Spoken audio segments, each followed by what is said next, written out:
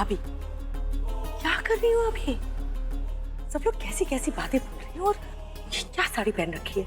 गहने भी उतार दिया आपने अपने? कल रात हमने बहुत सोचा रिया, उसके बाद हमने फैसला लिया कि अब हम ऐसे ही रहेंगे, सादे कपड़ों में बिना साज श्रृंगार के।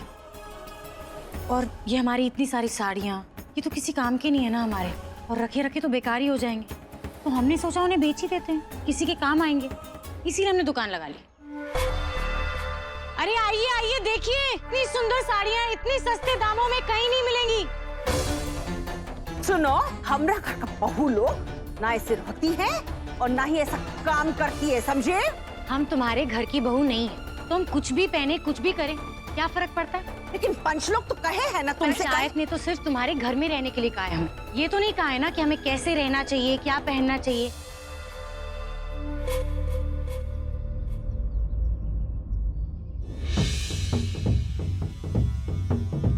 है ना शिव?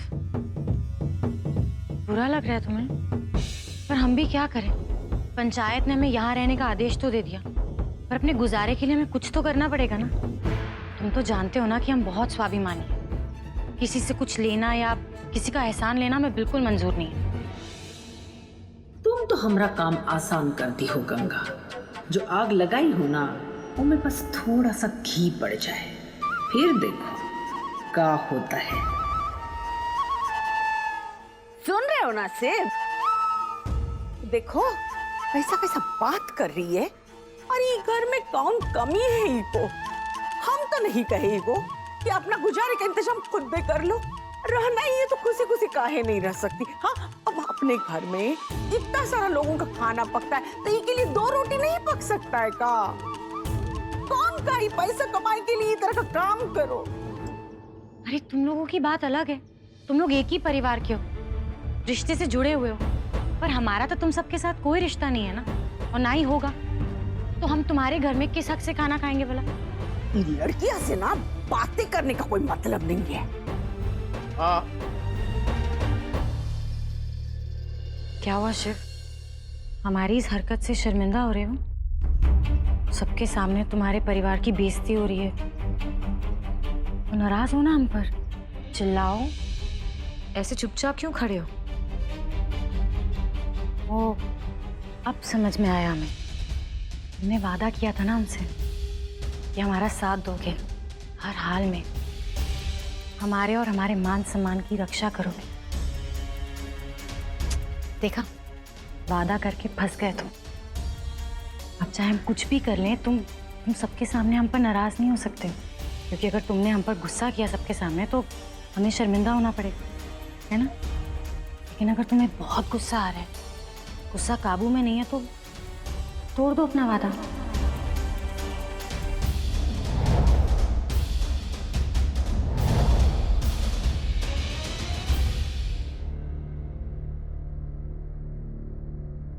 शिव भाई साहब, आपने देखा गंगा भाभी क्या कर रही हैं? अरे लोग इकट्ठा हो गए हैं, हंस रहे हैं, मजे ले रहे हैं।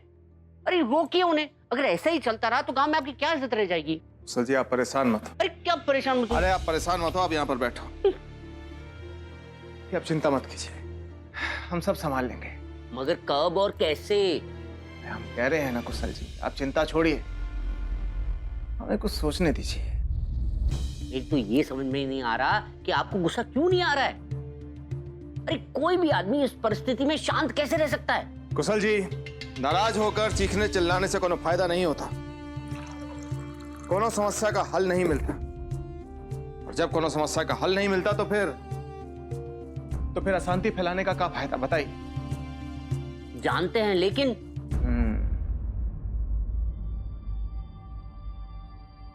कुशल जी, हमें आपका मदद चाहिए। बोलिए, तुरंत करेंगे हम। बताइए बताइए। तो सुनिए,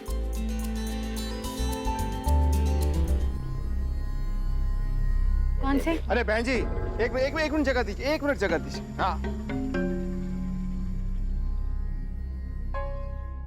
गंगा, ये जो काम कर रहे हैं ना आप, ये बहुत बढ़िया काम कर रहे हैं। घर का सामान जो कोनो कुछ काम का ना हो, उसे घर में रखने का क्या फायदा है? उसे बेच ही देना चाहिए। और वैसे भी साड़ी, ये गहना, ये सब आपका है। अब आप इसको बेचें या घर में रखें, बीच में बोलने वाला कौन है?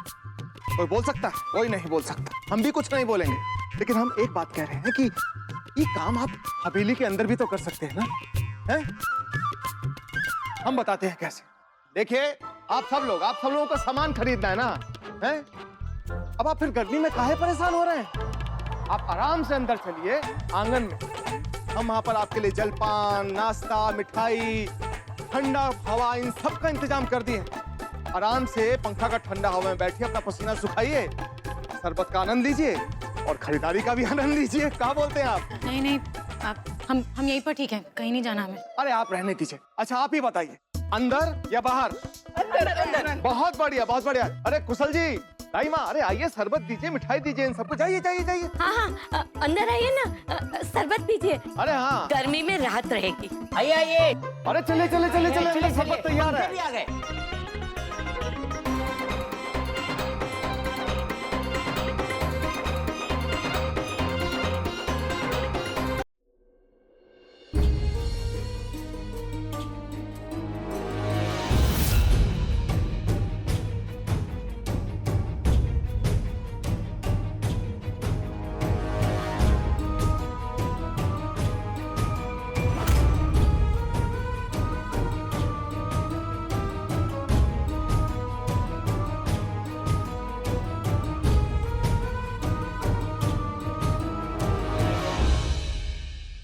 कोनो बाहर वाला आपसे कुछ ना कह पाए, ये देखना हमारा कर्तव्य है। आपका मान सम्मान का रक्षा भी तो करना है। आप पर कोई बाहर वाला उंगली ना उठाए, ये हमारा जिम्मेदारी है और ये जिम्मेदारी हम निभाते रहेंगे। आइए अंदर आइए, देखिए सब लोग कितना खुश हैं।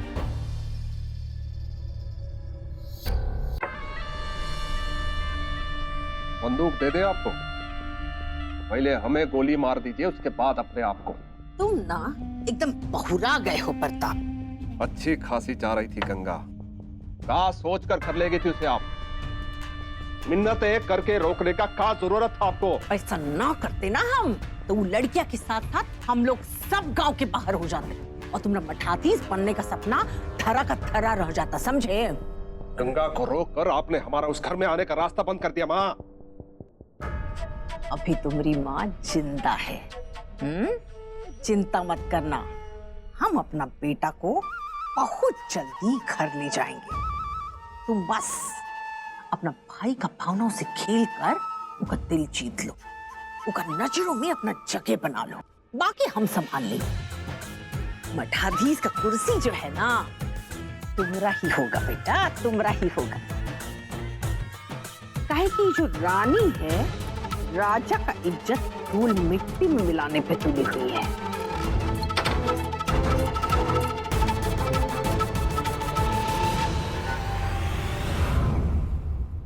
पार्वती, हम कौन कुछ गलत तो नहीं कर रहे ना?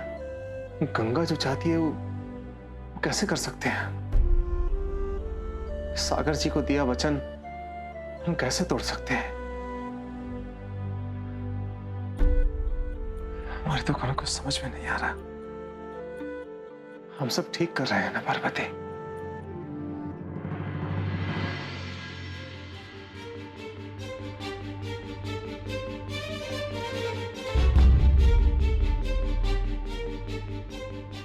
अगर आप समारोह में हमारे साथ में चलना चाहती हैं, तो आपको ये परिवार का बहू की तरह तैयार होना होगा, सर पे पल्लू डालना होगा। चाहे कुछ भी हो जाए, हम तुम्हारी बातों में नहीं आने वाले। मिलिए, ये गंगा है, हमारा धर्मपत्नी। नमस्ते। गर्मी कितनी बढ़ गई है, घूंघट में तो दम घुट रहा है हमारा। अरे तुम लोग को गर्मी नहीं लग रही है? हटाओ ना घूंघट। भाभी ये क्या करो आप? आपकी पत्नी बेचारी गर्मी में झुलस रही है इस घूंघट के अंदर, तो हम तो बस उनकी मदद कर रहे थे।